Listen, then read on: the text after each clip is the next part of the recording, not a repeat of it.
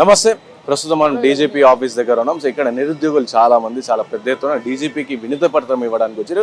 అది ఉద్యోగ నోటిఫికేషన్ల విషయంలో, సో ఎస్ఐపిసి కావచ్చు, కానిస్టేబుల్స్ కావచ్చు, వీటికి సంబంధించిన నోటిఫికేషన్ విషయంలో సో డీజీపీ గతంలో ఒకరి సంఖ్య ఇన్ని ఖాళీలు ఉన్నాయని చెప్పారు. కానీ ప్రభుత్వం ఏమో ఇన్ని సంఖ్య కొన్ని చాలా తక్కువ సంఖ్యలో నోటిఫికేషన్ ఇచ్చే ప్రయత్నంలో ప్రభుత్వం ఉంది. కాబట్టి సో డీజీపీ గారికి వినతి పత్రం ఇవ్వడానికి నిరుద్యోగులందరూ వచ్చి ఒకసారి మాట్లాడడం మనతో పాటు కొంతమంది ఉన్నారు. అసలు ఎందుకు వచ్చి ఏంది ఈ ప్రభుత్వం ఎన్ని ఇవ్వాలనుకుంటుంది అండ్ డీజీపీ గారు గతంలో పోలీస్ శాఖ నుంచి ఎన్ని ఇవ్వాలనుకుంటూ అసలు వాళ్ళతో మాట్లాడించే ప్రయత్నం మనం చేద్దాం. సో చెప్పనా ఏంది అసలు ఎందుకు వచ్చి డీజీపీ ఆఫీస్కి? సో ఏంది ఇక్కడ మేము డీజీపీ ఆఫీస్కి రావడానికి ప్రధాన కారణం ఏంటంటే ఈరోజు తెలంగాణలో ప్రతి నిరుద్యోగి కూడా ఎస్ఐ అండ్ కానిస్టేబుల్ నోటిఫికేషన్ కోసం ఎదురుస్తూ ఉన్నారు. అయితే సుమారు 20,000తో నోటిఫికేషన్ వస్తుందేమో, 15,000తో నోటిఫికేషన్ అని చెప్పేసి కూడా నిరుద్యోగులను ఎదురుస్తూ ఉంటే ఈరోజు వీళ్ళు కేవలం ముక్కుకుంటూ మూలుక్కుంటూ ఒక 5,000తో నోటిఫికేషన్ ఇవ్వడం అనేది నిరుద్యోగులు తీర్చుకోలేకపోతా ఉన్నాం. ఎందుకంటే పోలీస్ నోటిఫికేషన్ వచ్చి సుమారు 4 సంవత్సరాలు అవుతా ఉంది. 2020 నోటిఫికేషన్ వచ్చింది, 4 సంవత్సరాల గ్యాప్ వచ్చింది. నువ్వు 5,000తో నువ్వు నోటిఫికేషన్ చేస్తుంటున్నావు, అందులో 1,500 హైదరాబాద్కే పోతాయి. వాస్తవానికి ఎస్ఐ కానిస్టేబుల్ ప్రిపేర్ అయ్యే పిల్లలందరూ కూడా సుమారు జిల్లాల నుంచి వేరే వేరే జిల్లాల నుంచి ఉంటారు కదా. 1,500 హైదరాబాద్ పోతే 3,500 వివిధ జిల్లాలకు వేస్తున్నావు. అవునా? ఉన్నది 33 జిల్లాలు. 33 జిల్లాలకు 3,500 పోస్టులు అంటే మన కుక్క కాక బిస్కెట్ ఇచ్చేయండి, 1, 2, 20 వస్తాయి. ఆ 20 పోస్టుల్లో ఈ పిల్లలు ఏం చదవాలి? వీళ్ళకి ఏం ఉద్యోగాలు రావాలి? ఆనాడు ప్రతిపక్షంలో ఉన్నప్పుడు నువ్వే సీఎం రేవంత్ రెడ్డి గారే ప్రెస్ క్లబ్కి వచ్చి 30,000 వరకు ఎస్ఐ అండ్ కానిస్టేబుల్ ఉద్యోగాలు కావాలని అని చెప్పడం జరిగింది. మీరు చెప్పిన మాటే. మేము ఈరోజు కొత్తగా మాట్లాడట్లేదు, కొత్తగా ఏమి అడగట్లేదు.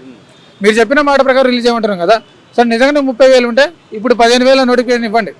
ఒక సంవత్సరం ఆగి మళ్ళీ 15,000 నోటిఫికేషన్ ఇవ్వండి. మీరు అంతేగాని ఏదో మూకుమ్మడిగా సరే ఇస్తామంటే ఊకుంటూ ఇవ్వలేడు.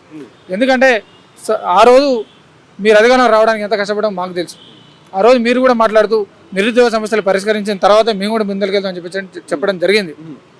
అండ్ అలాగే వీళ్ళ అధినేత అయినటువంటి రాహుల్ గాంధీ గారు కూడా చిక్కడపల్లి లైబ్రరీ ముందుకు వచ్చి నిరుద్యోగ సమస్యలు వినడం జరిగింది.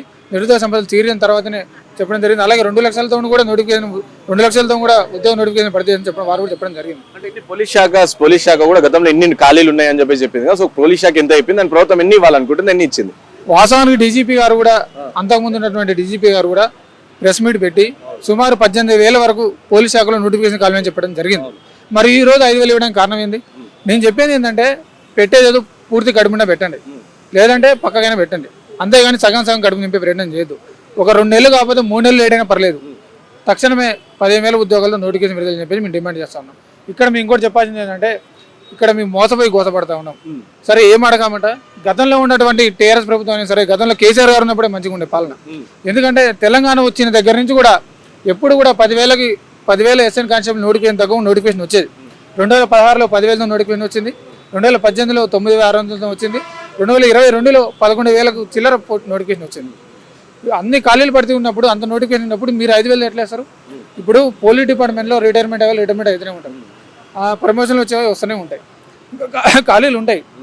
మరి మీరు ఖాళీ అయిపోవడం కారణం ఏంది? లేదంటే మీకు అనుకూలమైనటువంటి మీ కాంగ్రెస్ కార్యకర్తలు నమ్ముకుంటారా? సరే అదేం చెప్పు, మేము ఎట్లా ఉంది నిరుద్యోగులం, మేము ఏం చేయలేమని చెప్పేసి మీకు తెలుసు. మేము ఏదో ధర్నాగిన రోడ్డు మీకు వస్తున్న అనవసరం కేసులు పెట్టి మాట చెప్పారు. గతంలో బీఆర్ఎస్ ఆయన కేసీఆర్ పాలనే బాగుంది, ఇప్పుడేమో రేవంత్ రెడ్డి బాలే అని చెప్పేసి. అంటే ఈ నిరుద్యోగులే కదా కాంగ్రెస్ గవర్నమెంట్ అధికారంలోకి తీసుకొచ్చి, మీరు గతంలో మీరే ఆ పాలన వద్దు ఈ పాలన వద్దు అని చెప్పేసి మీరే అన్నారు కదా. ఇందాక అదే మాట చెప్తున్నాం కదా, మోసపోయి గోతపడుతున్నాం అని చెప్పేసి. ఏమంటారు, ఏరుకోడి తెచ్చుకున్నాడు ఎగిరెగిరి తంతరంట. ఇక మా పరిస్థితి అట్నే ఉన్నది. ఇప్పుడు ఈ రేవంత్ రెడ్డి కింద ఉన్నటువంటి కొంతమంది చెంచాలు కూడా వీలు చేరి ఆ నిరుద్యోగ సమస్య లేదు, ఏం లేదు, వాళ్ళు ఏం లేదు, ఏదో ఒక పార్టీ ముద్ర వేసే ప్రయత్నం చేస్తూ ఉన్నారు. ఆ రోజు ఇప్పుడు ఏదో ప్రతిపక్షంలో ఉన్నటువంటి పార్టీ ముద్ర మా మీద చేసే ప్రయత్నం చేస్తూ ఉన్నారు. ఆ రోజు మీరు ప్రతిపక్షంలో ఉన్నప్పుడు రేవంత్ రెడ్డి గారు సోమాజ్ కూడా ప్రెస్కి వచ్చినప్పుడు మేము ఆహ్వానించలేదా? ఆ రోజు సెక్రటరీ ముందు రేవంత్ రెడ్డి గారు దీక్ష కూర్చున్నప్పుడు మేము వారి దగ్గరికి వెళ్ళలేదా? మా సమస్య ఎవడం పెడదంటే తిడదాం. ఎందుకంటే నడి మధ్యలో ఊగిలాడే బతుకులు నిరుద్యోగులే. ఎవడొచ్చినా నిరుద్యోగులు వాడుకుంటున్నా కానీ నిరుద్యోగులు రోడ్డు మీద మిగిలిపోతారు. కానీ మీరు మంచి కార్లో తిరుగుతున్నారు, ఏసీలు తిరుగుతారు, మీ పని మీరు చేసుకుంటా ఉన్నారు. కాబట్టి ఒకటే డిమాండ్ చేస్తూ ఉన్నాం, తక్షణమే 20,000 ఉద్యోగాలతో నోటిఫికేషన్ విడుదల చేయకుండా మాత్రం ఆనాడు తెలంగాణ ఉద్యమ సమయంలో ట్యాంక్ బండ్ మీద ఏ విధంగా అయితే మిలియమార్ట్ జరిగిందో అదేవిధంగా దిల్సుఖ్ నగర్ చౌరస్తా నుంచి డీజీపీ ఆఫీస్ వరకు 1,00,000 మంది పోలీసు అభ్యర్థులతో బరాబరుగా నిరుద్యోగ ర్యాలీ నిర్వహిస్తాం. కాబట్టి రేవంత్ రెడ్డి గుర్తుపెట్టుకో, జూన్ 25 వరకు మీకు సమయం ఇస్తున్నాం. నిరుద్యోగులందరం కూడా హెచ్చరిస్తా ఉన్నాం.